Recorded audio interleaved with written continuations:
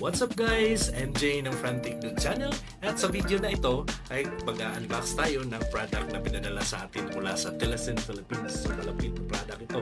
So without further ado, unbox na natin.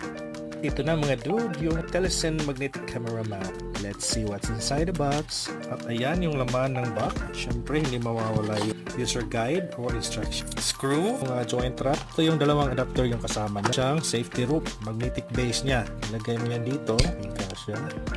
Ilagay mo sa tamang posisyon. Tsaka mo ilagay camera. Ilagay na screw.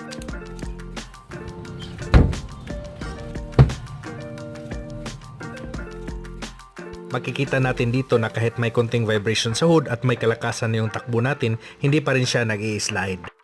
Hindi ko na siya ginamitan ng safety rope kasi kampante ako na kahit saan siya ilagay is hindi talaga siya bibitaw. So ganyan katibay yung Telesin magnetic base mount niya.